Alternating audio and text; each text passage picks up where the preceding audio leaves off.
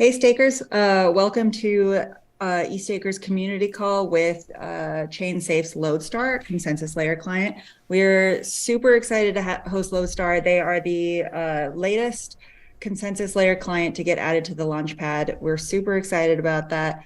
We're going to ask them a bunch of questions about what Lodestar is, how it compares to a bunch of to the other four consensus layer clients. And we're going to do an introduction real quick. We've got EthStaker, so we've got Remy, I'm Nix, and we've got Superfizz, who is driving in a car somewhere. And we've also got the Lodestar team. Do you guys want to introduce yourselves? Sure, I could go ahead. My name is Phil. I'm the project manager for Lodestar. I've been at ChainSafe since July 2021. Had previously worked on the Web3.js project and then switched over to Lodestar and started doing that full time. Cool. Cayman, good Yeah. gender. Do you guys want to introduce yourselves? Hey, I'm Cayman, an engineer working on Lodestar. Been working on it since 2019, and really happy with where the project is now. And this is hopefully like going to be a celebratory call now that we're on the launch pad. So yeah, happy to be with you guys. Hey guys, I'm Gajendra and I'm sort of a relatively new member compared to veterans like KM. And I have been here like since more than 1.5 years. And I very organically entered into Lodestar by slipping into their Discord and chatting about the product and slowly getting on to developing it. So the doors are open. I love that in Web3 that's how it works. You just start working on a project. You just like hop in their Discord and start talking to people, and somebody's like, "You're way too interested in this project. Do you want to just work here?" That's I think usually that's how it how, works, right? yeah, most of the team was hired that way, myself included. I promise people ask me all the time, how do I get a job in Web3? And I'm like, well, start doing stuff. And they're like, well, no, I'm not going to give away labor for free. And I'm like, well, then you're probably not going to get hired. And it's not, I don't think free labor, it is expressing your passion in a way that people recognize. I'll just add to that, like very quickly, like when I scan resumes, if you had put in a PR to Lodestar, you definitely stand out way more than somebody else's resume would. That's cool. So you should put PRs on your resume when you apply to Web3 jobs. Life hack. We've also got Is Buddha there a from the way? There ought to be a way where we could like recognize people's contributions. Like if they did PRs to a project, it would be really awesome if we had a way to like canonically display those so that, prospective employers could just like see at a glance, hey, what has this person contributed to? Anybody else ever given thought to that? Yeah, that would be a really cool project. You could call it something like Gitpo app. So we've also got Buddha from the EthStaker team here. He just joined. Phil, Cayman, Gajender, whoever wants to answer this question. Can we talk a little bit about the history of Lodestar? Like when did Lodestar start? Who started building Lodestar? Did it start development at the same time as like other consensus layer clients? Yeah, I'll take this question. Yeah, I think it started like summer 2018. It was kind of an internal ChainSafe project. I wasn't at ChainSafe at that point. I joined a few months later in the winter. But kind of as I understand the lore, like ChainSafe was a really kind of fledgling company at that point. I think like maybe 5 to 10 people max. Now we're at 140-ish. So very different company than today. But basically like really wanting to get involved, really wanting to contribute something to the Ethereum ecosystem. At the time, like the ETH2 narrative was really pumping strong, and like it's like, all right, how do we contribute? It's like, all right, well, looks like there's already a Go implementation being built. Looks like there's already a Rust implementation being built. It's like, all right, what do we know? Well, we know JavaScript, TypeScript. And so it's like, all right, let's start hacking on this. Let's start building this, and kind of built from there. Sweet. So Lodestar is part of ChainSafe. What in the larger sense does ChainSafe do? Phil, want to take this one? Yeah, I can take this one. Lodestar, or sorry, ChainSafe in general, we're a pretty big company. I would say that we are mostly focused in a bunch of different things. We do a lot of like R&D development for blockchains. So we're not just in Ethereum, but we have protocol layer projects in Filecoin and Polkadot. We also have like a new product arm that focuses on product related things like the gaming SDK. There's also some consulting. There's solutions, which is basically like our R&D, which does a lot of like different contracts and experimentations with like infrastructure. So I guess like the good way to put it is kind of like maybe we're like a multi-chain consensus. Maybe that would probably be a good way of looking at it. Cool. Well, congratulations on getting on the Launchpad. I am super excited about that. It's part of a very critical feature of Ethereum, of the decentralization of Ethereum, is how many clients we have. That means that if one client goes down, if somebody attacks the network in a way that like targets one language or anything like that, the fact that we have all these different clients using all these different languages built in completely different ways means that Ethereum is as robust as we can make it, and having another consensus layer client is super important. What requirements had to be satisfied to get Lodestar on the Launchpad? Like what had to be done before they included Lodestar on the Launchpad? Yeah, so we went through a couple things. We're in touch with the folks who do security related work at the Ethereum Foundation. So they were basically like our kind of guiding light in terms of like, okay, well, what do we need to do to satisfy the EF's requirements of ensuring that we are not prone to accidental slashing and protection mechanisms that protect stakers from doing things that they shouldn't be able to do on the Ethereum network. So these things, alongside with like an audit that was done by a German firm, X41 DSEC, going through our validator client, our beacon client as well, and satisfying those requirements and ensuring that any sort of DDoS vectors or any publicly known vulnerabilities that are out there were something that we could handle or have patched up and fixed. These were sort of the things that were part of the under review and audit for the longest period of time when you saw us on the Ethereum website. So after satisfying all of that is basically what led to opening the gateway of having the endorsement that allowed us to now be part of the staking launchpad.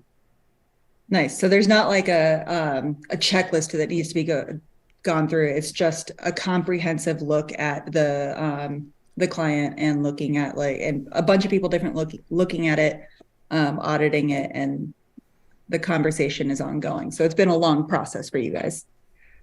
Yes, it has. This has been like a milestone that we've been working towards ever since we published our first block on mainnet, and that was back in November 2021.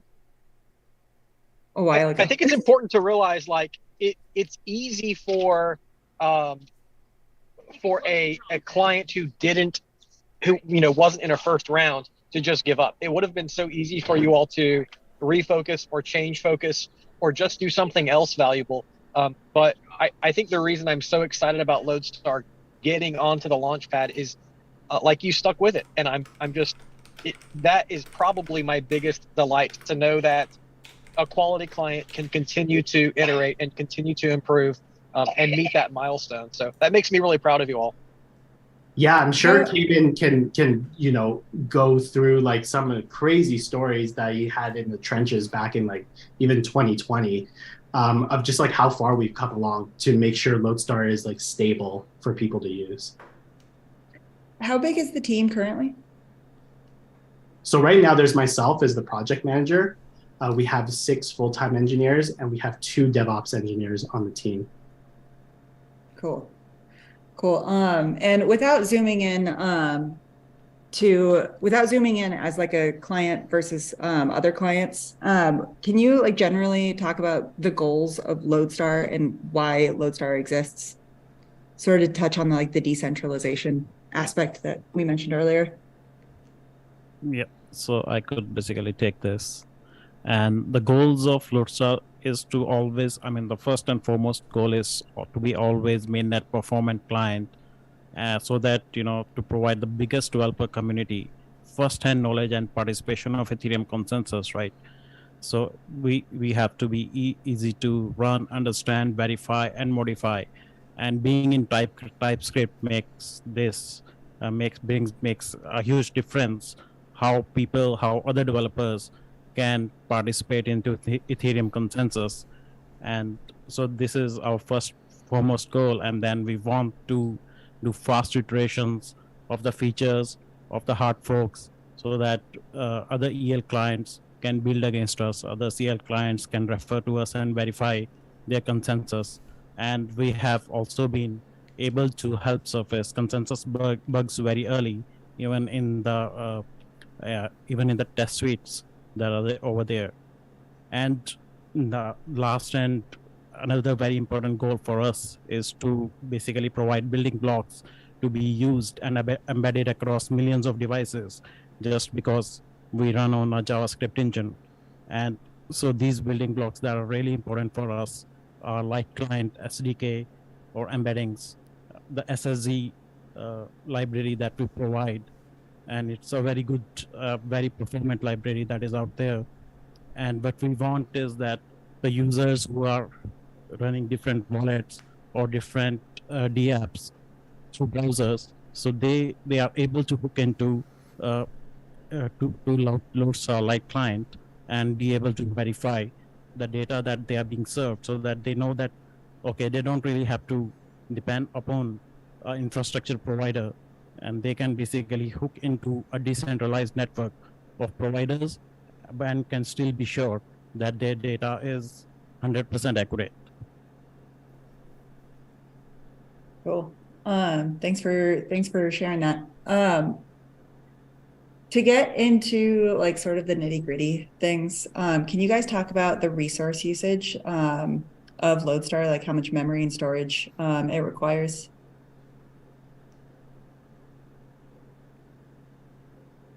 Maybe you Sure. can talk about it like in comparison to other clients. Yeah, I'd say we're probably about average as far as memory and disk usage. We don't have anything fancy going on as far as disk, and I think probably pretty similar there. We may be a little bit. We may use a little less memory than some of the other clients. Not quite as minimal as Nimbus, who's I think consistently under 1 gig of memory usage. As far as I know, it's like ours is about 1.3 gigs consistently. Which is still pretty good. Pretty good. Yeah, it's pretty good. It's not like 10 or something, like pretty substantial. So it's pretty light. We, as far as like CPU usage, up until recently, almost the entire project was running in a single thread. So we're not like throttling all your cores all the time. Or Sorry, thrashing as all your a cores. And you can As a- basically run it off on your standard laptop, any modern laptop. Just take it and you can just run Lodestar mainnet on it. as a not very technical person, what does it mean when you said a single thread? They're running a single thread. Well, I guess most laptops or most computers have several CPUs, several cores. I see. And a lot of languages, it's pretty, a lot of programs use multi-threading to kind of parallelize the work across all of the cores. In JavaScript, we are a little limited by the runtime and kind of the rules set by JavaScript. It's naturally a single-threaded language, and there are some multi-threading constructs that we're beginning to use, but we developed first and foremost just using one thread. Gotcha. Does it affect the sync speed? Like if you sync from scratch, if you just have a single thread? So syncing is mostly kind of a sequential process. So there's we are slower, but not like many orders of magnitude slower than other clients. Yeah, I don't think it matters really in production because most of the users just use the checkpoint sync. Right. But yeah, just out of curiosity. And what about state growth? So the consensus state is fairly small compared to like execution state, which is, hundreds of gigabytes. I think consensus state is like 110 megabytes or so right now. So it easily fits in memory. And so we're not really too worried about it. And the size of the state is bounded just based on the shape of the state. So we're not super worried about the state growth on the consensus side. So besides language, so you guys are in TypeScript. Besides language and like resources, are there other things that differentiate Lodestar from other clients? Gajiter kind of touched on this, and I guess this is related to language, but we've seen that there have been several, I think, researchers who have found it, I guess, easier to use Lodestar to hack on different experiments.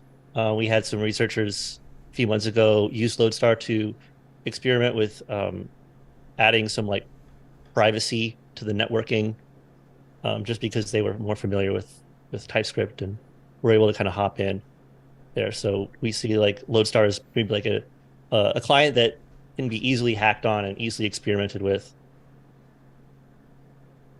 Cool. So there is, if anybody watching this is running a node or running validator and is not using Lodestar, there is no reason not to switch to the newest, the smallest network share client right now. It would definitely help decentralization. Do you Right. guys As far as keep performance, as far as like just the node being robust and stable, like it's all the clients are really great, and we're just right there with all the rest. Yeah, I would add, like, if people really did want to confirm, you can probably see on Beacon Shah like a bunch of validators that have proposed with Lodestar and sort of compare some of the profitability metrics between that and some of the other clients. It's very minuscule, the difference. So just to give you an idea, which I guess most stakers are looking at profitability and just stability of their clients. We can pretty much do whatever the other clients can. So cool. And another thing that I would like to add over here is that our UX is very clean. If you see into our info logs, they are very clean and it's not so busy, and it's very easy for a person to understand what is going on. And we have tons of metrics if a person really wants to dig into how Lodestar is doing. So people can look at the metrics and figure it out. In fact, we have basically debugged some of the testnet issues that came up, and basically told that, okay, this EF guys, your configuration was not correct, just by looking at some of our metrics. So metrics and ease of use and understanding what's going on, I think that is something that we heavily focus on. That's really exciting to me. Like, interpreting logs is something that we all end up doing, and there's such a wide variance in technical ability, and I hadn't really before now thought about the value of like really well developed logs. So it's exciting that you all have addressed that. Yeah, I think one of the things that we need to focus on in general in staking is UX. Like we have a lot of engineers in the staking realm, but not a whole lot of UX people, and it is still way too hard to use right now. And so I love talking about like an emphasis on moving UX forward.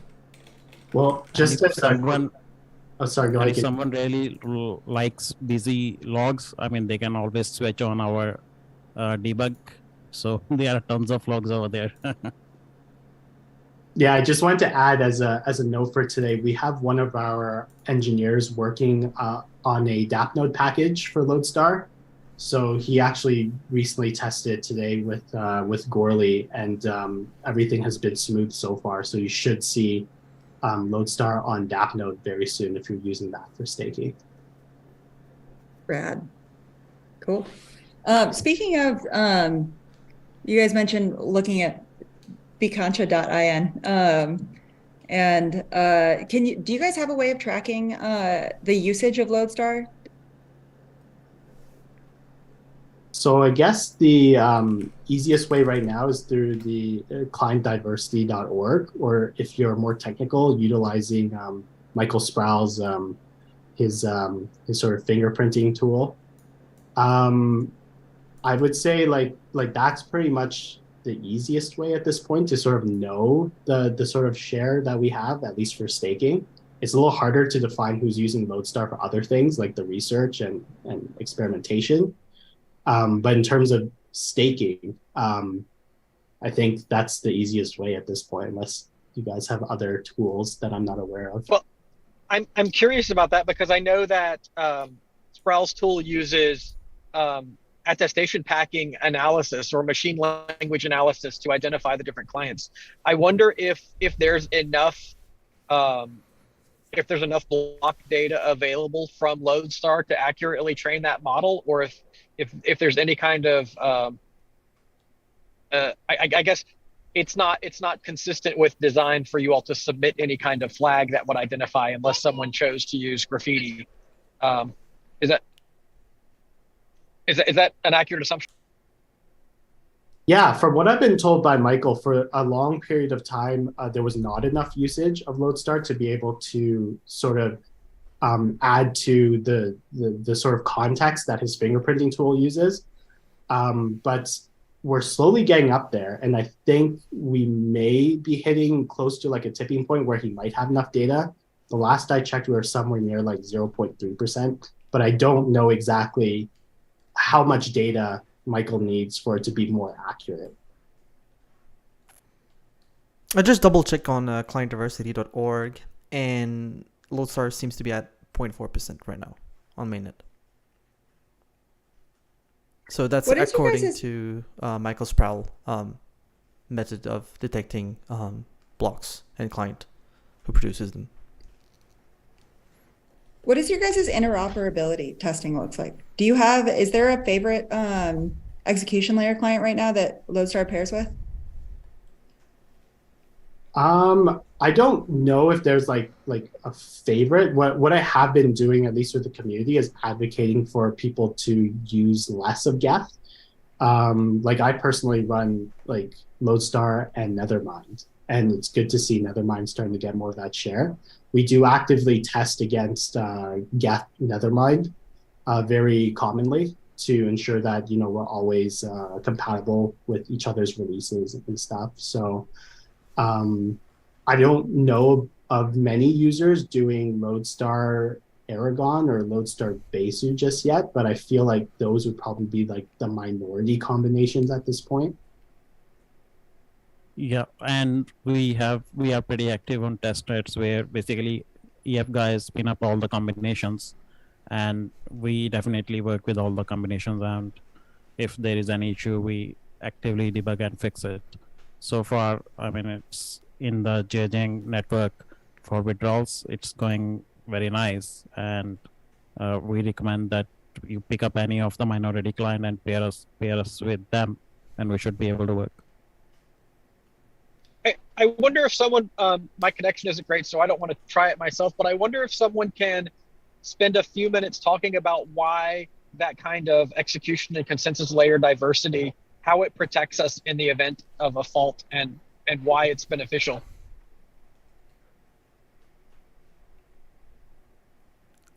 I could take that.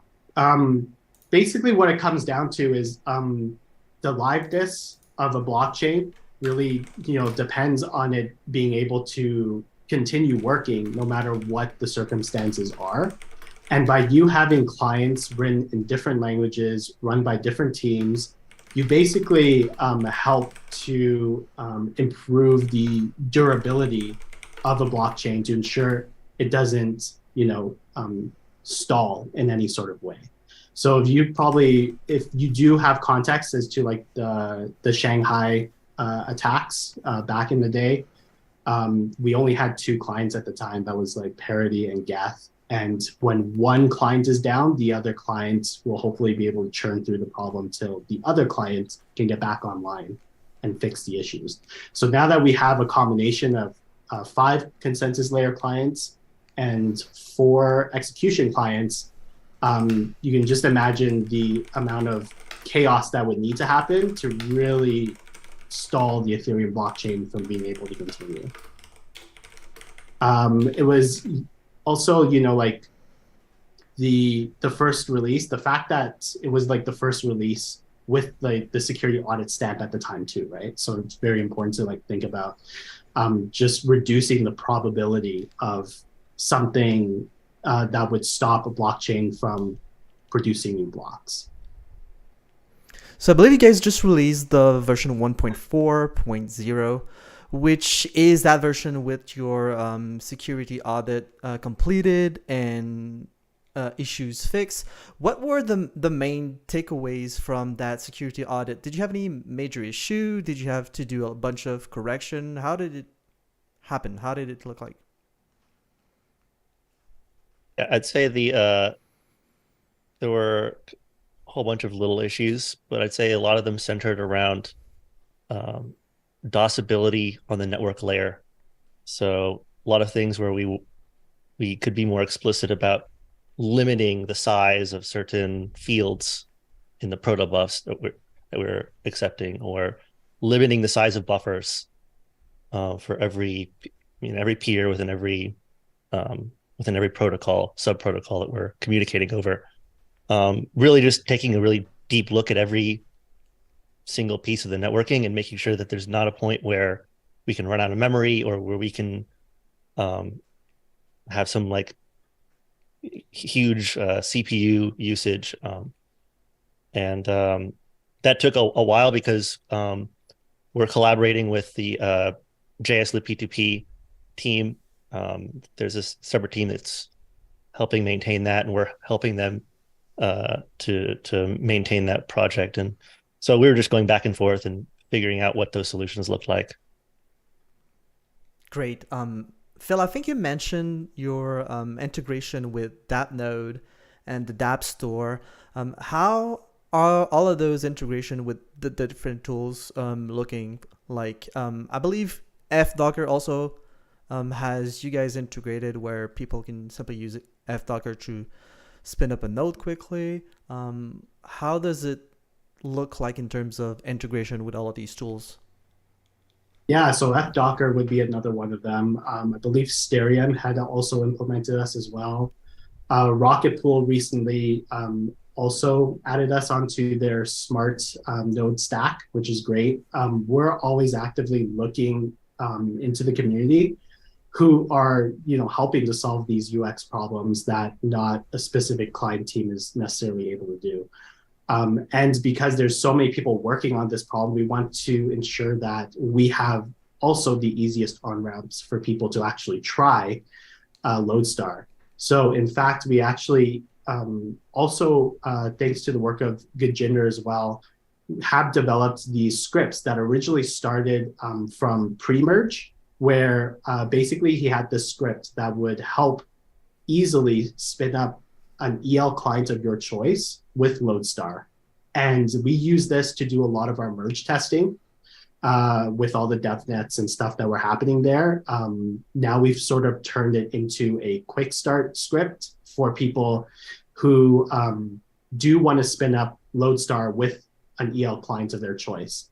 And that sort of led to, I believe it's one of the links in the video here, for us to allow other people now to sort of, do very minimal configurations and be able to just start up these Docker images very quickly. Awesome. I also believe you have a bunch of good guides that you wrote and that I help writing as well on your document site, right? So if people are not too scared of getting their hands dirty with the CLI, they can follow these guides as well, right? Yeah, that's correct. And you know, we do hear from the EthStaker and just the staking community in general. You know, it's always best, of course, to try this stuff on testnet first before you actually, you know, put your real ether on the line. But one of the biggest complaints, of course, was the Goerli issue with being able to get 32 ETH on that. We can also help with that if people are curious with trying these on-ramps with Lodestar. If you need the 32 Goerli ETH, please, you know, reach out to us in our Discord so we can help you get started and test out Lodestar. And if you guys are looking for these links, they should be linked in the description of this YouTube video. So make sure to check them out. Just out of curiosity, how much time do you guys actually spend chatting with other client teams, especially like other consensus layer client teams? Do you guys run into the same types of problems, being such different clients, like having such different implementations? We chat with the other clients consistently or kind of all the time. We've got different chats and different kind of action items and things that we're all working towards. I would say that there's like, we sometimes run into the same issues. We see similar things kind of like on or we'll see like I don't know, like a reorg event on Gurley, and then we're like, all right, like debugging, like what happened, what, you know, what caused this, like looking at the different clients involved in the reorg and how the different clients reacted. And yeah, there is definitely a lot of like behaviors that's similar, but then a lot of behavior that's very different across the clients. It just really depends on the circumstance. So if you just to add to that, if you look at R&D Discord and the interop channel over there, it's pretty busy, and we are also pretty active over there. And since we also aspire to be one of the clients who are first to get to a hard fork and, you know, let other EL and CL clients pair us with, so we definitely get involved into a lot of debugging and sort of help figure out how things should be. So yep, we're doing our best over here. Cool. And are there any like unique obstacles that you guys run into just building a client? What is it that you spend your guys' time thinking about? What do you stress about? I think there's probably like some very unique things that we have to deal with working in TypeScript comparatively to the other clients. When I first joined this team, like one of the big issues that we had was our node would keep quote unquote blowing up at the time, which would be, you know, like out of memory because of X, Y, and Z, which caused, you know, the garbage collector to, you know, skyrocket and get into this loop of destruction. So like I don't know, you can probably speak more to this, Cayman or Gajinder, about just some of the unique stuff that we have to deal with being a TypeScript client comparatively to like a system level language. Yeah, I would say a lot of my time is like in looking at a bunch of different graphs. Gajinder mentioned the metrics that we have. We collect bunch of metrics using Prometheus, and we run a whole bunch of testnet and mainnet nodes of differing sizes and differing amount of resources and different numbers of validators attached. And so we are collecting a whole bunch of data on all of these different nodes, and we're constantly testing out different versions of Lodestar, like a beta release or like a feature branch. We'll spin it out on part of our fleet, and a lot of my time is like analyzing these graphs and seeing like, all right, like, is this better or worse, or like quantifying how much better or worse something is, and whether or not we're ready to cut another stable release. Is it stable enough, or is the performance the same? Is the profitability the same or better? Like those kinds of questions. Are you guys going to ETH Denver? I don't think any of us are.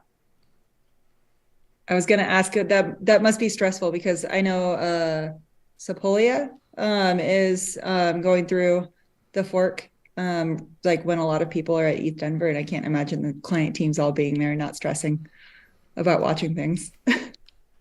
Well, the DevNets have been going all right, so I don't think we'd be that stressed.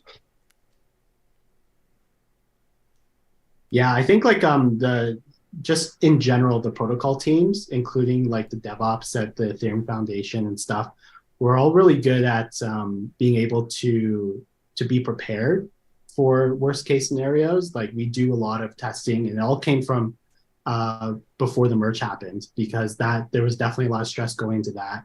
And like these shadow forks that we do, these dev nets that we spin up give us a lot of reassurance and help us sleep better at night because a lot of the problems are solved there.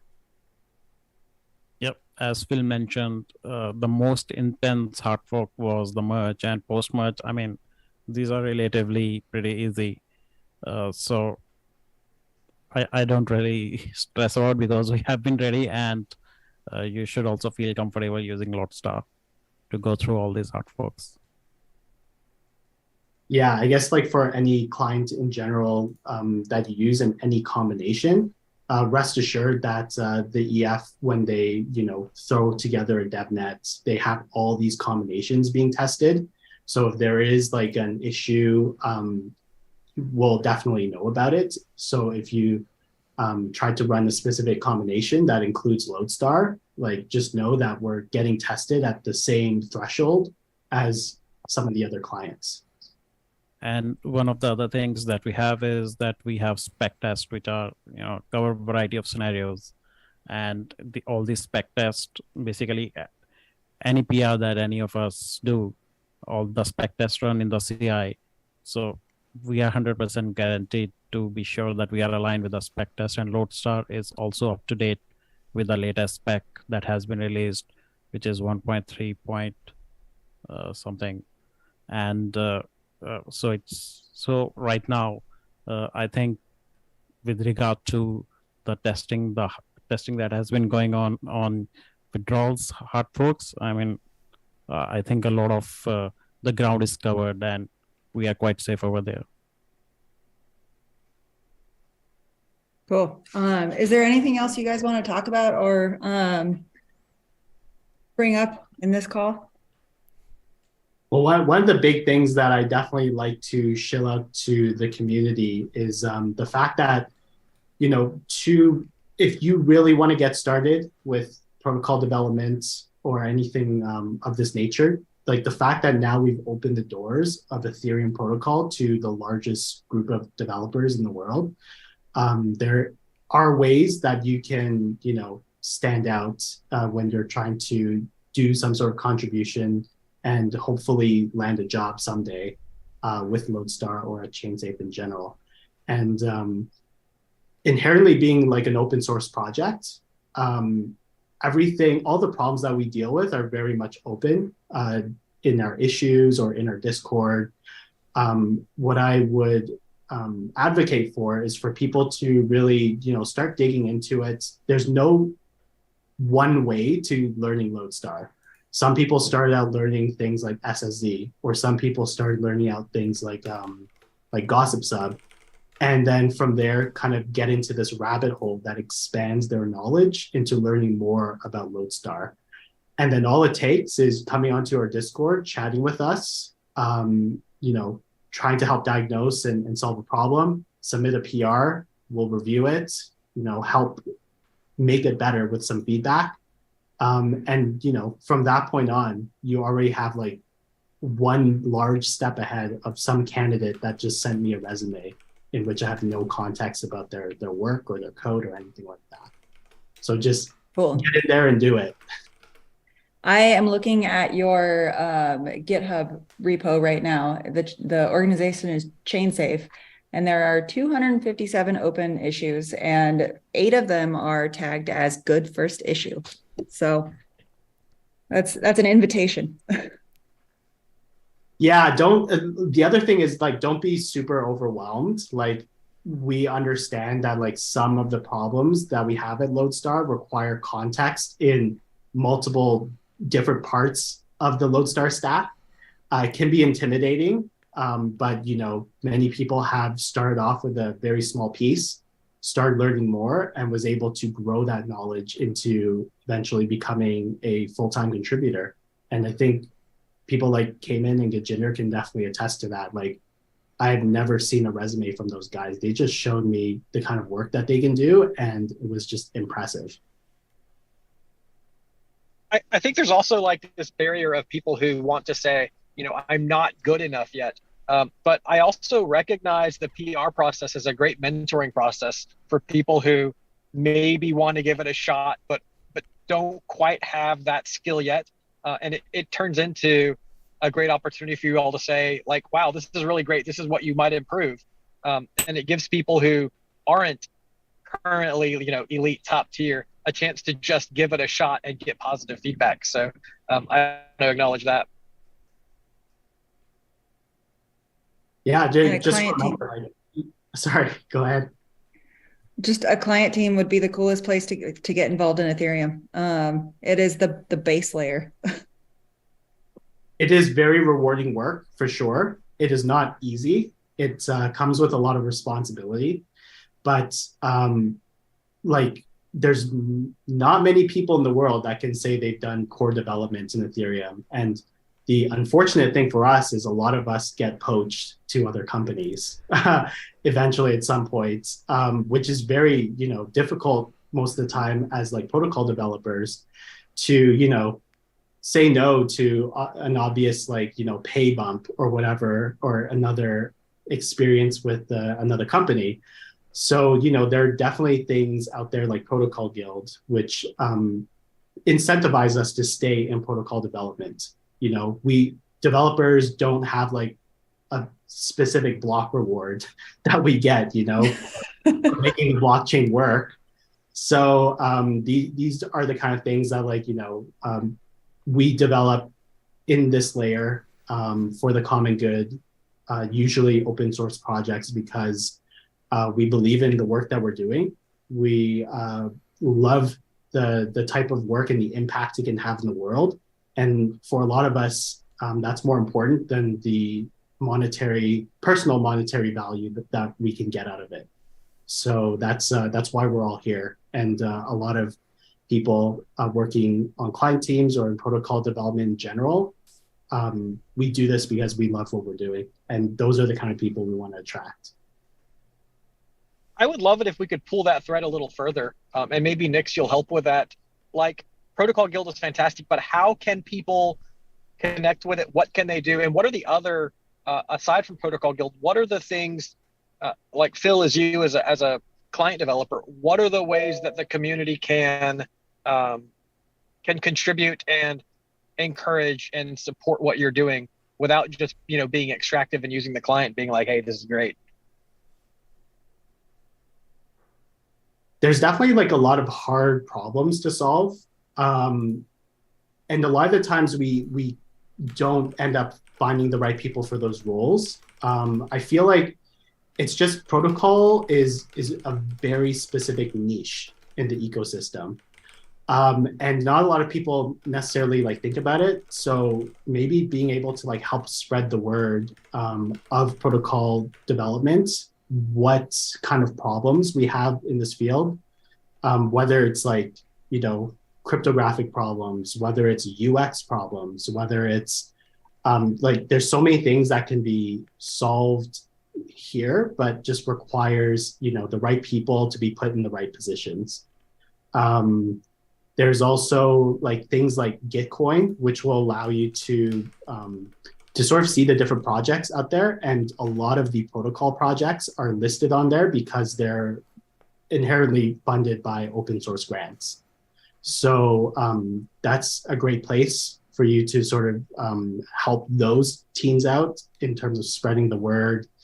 Of course, you can also, there's a lot of advocating that can be done in terms of like feedback, especially app developers. I feel like there's a bit of a disconnect between the app layer and the protocol layer.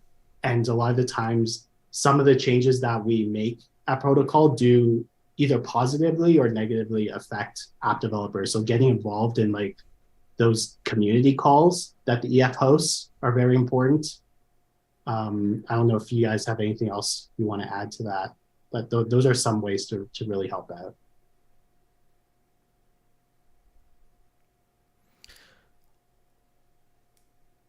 Somebody in the chat wanted to know, it's B-Law, wanted to know, is there an ETA for 1.5.0?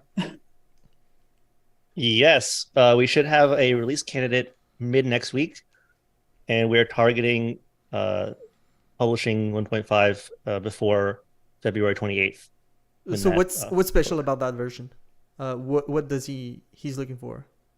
I'm not sure what he's looking for. I mean, we don't have like really feature milestones that we try to include per release, and like that's not really how we try to schedule kind of regular rolling releases. So every few weeks, whatever we've done in the last few weeks, get it to a stable point and then push a new release. This release though should have some nice things. We now have a monitoring, we can now like hit a monitoring endpoint. So the Beacon Chaw monitoring app where you can like hook your sorry, I'm mispronouncing it, Beacon Chaw. I don't know how to pronounce it either. Beacon Chain. Every time I talk to somebody about it, I'm like Beacon Chain, but like .in. Right. I don't know. Yeah, they've got an app where you can like monitor your beacon node, and so we're going to now support that in 1.5. That's kind of probably the biggest feature. I bet it's really nice to know that people I do beacon chain.in. If I pronounce it, I don't want to pronounce it because I like the way you guys do it. Like everyone says it differently. And I don't know how to pronounce it either. So I like to say Bicancha because it makes me think of conch sound. But what most people do is like extend the, like they say beacon chain or like beacon chain, not beacon chain, but beacon chain. Like, we can you guys really didn't pronounce it in the same way. Yeah, you guys really didn't think about when you came up with this URL how people were going to pronounce it. No one said it out loud. No, actually, with it. Cool. That's open source for you, everybody. Everybody can just have their own way of saying it as long as we all, point to the same thing. That's great. And also, like, huge shout out to the work that those guys do. They make life a lot easier for everyone, including us. Yeah, speaking of UX, I was just talking to Buddha the other day about how I love the UX of Beacon Chain. I do feel like it's like one of the reasons why it became a canonical resource so quickly is because it's so easy to use. Yeah, glad to hear. Thank you, guys. This is now the Beacon Chain call. Cool. I'm gonna pivot to talking about the POAP that we have to distribute today. Remy is gonna drop it in the YouTube chat, and it is 0.001 ETH, which I think is like $1 or something. $1 and something. I don't even know what the price of ETH right now is. So you can head to the checkout link that he just dropped in there to grab the POAP. And we are also going to ETH Denver. All of EthStaker will be there. It's the first time that we're all going to be in the same room. And if anybody watching this wants to come hang out, it's going to be on March 1st at 6 p.m. in Denver at Improper City. And there is a POAP that you can buy for entry. And you can find that POAP link on the EthStaker subreddit. It's pinned to the top of the subreddit. Shame that you guys aren't coming. We would love to hang out with some of the client teams. It'd be great to like get stakers and client teams together. Maybe the next one. Yeah, the great thing is there's always too many conferences and not enough time. So we'll definitely hit each other up at one of the future ones for sure. Awesome. Thank you guys so much for coming to a community call. It was great to meet you and get to know you. Thank you for having us. Yeah, thanks for the Thank opportunity. you, everyone. Thanks, everyone.